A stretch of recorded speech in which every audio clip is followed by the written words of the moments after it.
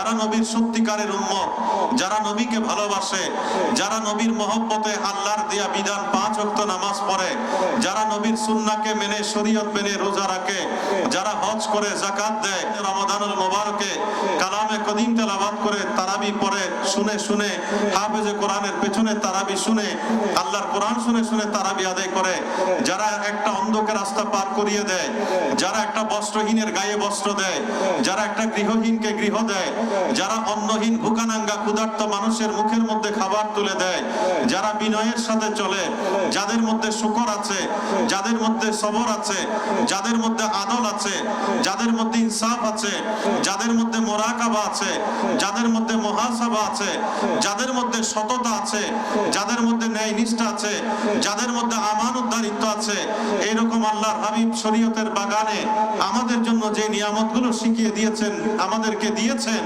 ওই নিয়ামতগুলোকে অনুসরণ করে আর জীবনের সর্বশ্রেষ্ঠ নিয়ামত হিসেবে জীবনের চেয়েও বেশি ভালোবাসা নবীকে দান করে যিনি কবরে গিয়েছেন, তিনি যখন কবরের মধ্যে হায়াতুন নবী আসবে তখন আমার নবী বলবে, উম্মত তোমাকে বলতে হবে না, মদিনা থেকে আমি নবী তোমার কবর এসেছি তোমাকে আমার বুকের মধ্যে রহমতের চাদরে নেওয়ার জন্য। আরো জোরে বলেন না সুবহানাল্লাহ। আমরা নবীর রহমতের চাদরে অন্তর্ভুক্ত হতে চাই কি চাই না? আল্লাহ আমাদের প্রত্যেককে নবীর রহমতের চাদরে অন্তর্ভুক্ত হওয়ার তৌফিক নসিব করুন। আমি আপনাদেরকে বলে যাই, কবরের যে প্রশ্নগুলো আছে, মান রব্বুকা, মা দীনুকা, মান নবিয়ুকা, ইমাম বুখারী প্রশ্নগুলো নেন নাই। ইমাম বুখারী নিয়েছেন একটা প্রশ্ন, মা কুনতা তাকুলু ফি হক্কে হাজার রাজুল। কবরের মধ্যে যখন হায়াতুন নবী সশরীরে ফিজিক্যাল স্ট্রাকচারে আঙ্গিক সৌষ্ঠবে দেহ অবয়ব নিয়ে আল্লাহর হাবিব যখন হায়াতুন নবী জিন্দা নবী আমার আপনার কবরে, আমেরিকানের কবরে, ইউরোপিয়ানের কবরে, আফ্রিকানের কবরে, এশিয়ানের কবরে, তাম পৃথিবীতে বিসমিল্লাহি আলা মিল্লাতে রাসূলিল্লাহ বলে আল্লাহর নবীর উম্মতকে যখন কবরে দেবে, সেটাই কালীগঞ্জ সোমবাজারের কবর হোক, চট্টগ্রামের কবর হোক, ঢাকার কবর হোক, ইউরোপ আমেরিকার কবর হোক, তাম পৃথিবীতে যত কবরস্থানের মধ্যে নবীর উম্মত কবরস্থ হয়, কবরের মধ্যে যায়, তাদের প্রত্যেকটা কবরে এট এ টাইম এক যুগে নবী আসে আর এট এ গ্ল্যান্স এক নজরে নবী নবীর উম্মতকে কবরে থাকা অবস্থায় দেখে, নবী মদিনায় থাকলেও আল্লাহ রাব্বুল আলামিন বঙ্গোপসাগর, ভূমধ্যসাগর, আটলান্টিক মহাসাগর, সব সাগর মহাসাগর, পর্বতের ব্যবধানগুলো, প্রাচীরগুলো, আসমান জমিনের দূরত্বগুলো তুলে দিয়ে আল্লাহর হাবিব যেখানেই থাকুন না কেন নবীর উম্মত কবর থেকে সামনাসামনি একজন মানুষ যেভাবে দেখে, ওইভাবে দেখার ব্যবস্থা আল্লাহর হাবিবের জন্য আল্লাহ করে দিয়েছেন। আরো জোরে বলবেন না সুবহানাল্লাহ। সেই কারণে কবরের মধ্যে প্রশ্ন থাকে নবীকে দেখিয়ে, মা কুনতা তাকুলু ফি হক্কে হাজার রাজুল। তোমার কবরের মধ্যে যিনি আসলেন সশরীরে, ইনি সম্পর্কে তুমি দুনিয়ায় কি বলতে? আমরা যারা সুন্নি সম্মেলন করি, আমরা যারা নবীকে মহব্বত করি, আমরা যারা সৈয়দ বাহাদুর শাহ হুজুরের নির্দেশে এইরকম মাহফিল করি, আমরা যারা সৈয়দ আবেদ শাহ হুজুরের মহব্বতকে অন্তরের মধ্যে লালন করি, আমরা যারা সুন্নিয়তের আলো নিয়ে আমাদের জীবন পরিচালনা করি, তারা কবরের মধ্যে নবীকে দেখার সাথে সাথে বলবে, নবী ওয়া শফিঈ মুহাম্মদুর রাসূলুল্লাহ সাল্লাল্লাহু আলাইহি ওয়াসাল্লাম। কথা বলেন ঠিক কিনা?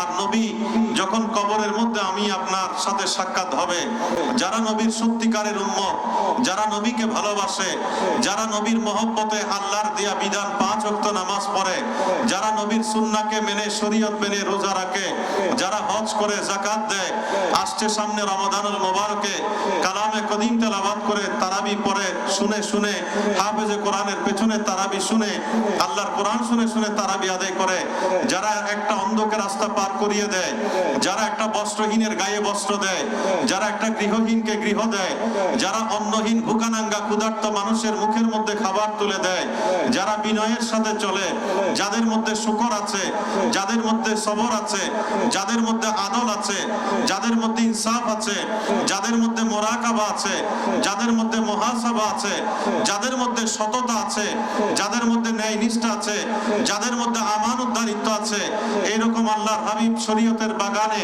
আমাদের জন্য যে নিয়ামতগুলো শিখিয়ে দিয়েছেন, আমাদেরকে দিয়েছেন, ওই নিয়ামতগুলোকে অনুসরণ করে আর জীবনের সর্বশ্রেষ্ঠ নিয়ামত হিসেবে জীবনের চেয়েও বেশি ভালোবাসা নবীকে দান করে যিনি কবরে গিয়েছেন, তিনি যখন কবরের মধ্যে হায়াতুন নবী আসবে তখন আমার নবী বলবে, উম্মত তোমাকে বলতে হবে না, মদিনা থেকে আমি নবী তোমার কবর এসেছি তোমাকে আমার বুকের মধ্যে রহমতের চাদরে নেওয়ার জন্য।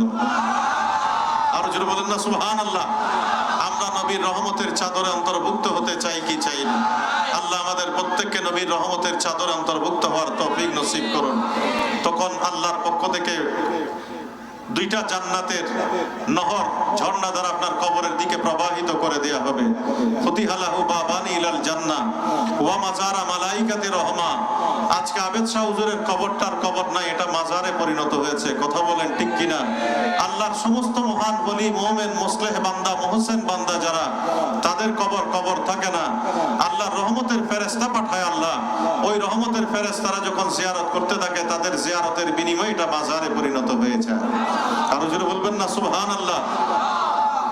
কডে হে মুনকার নকির সর পর না কোই আমি না কোই আওয়ার বতা দো আকর মেরি পয়গম্বর বতা দো আকর মেরি পয়গম্বর কে সख्त মুশকিল জবাব মে হে।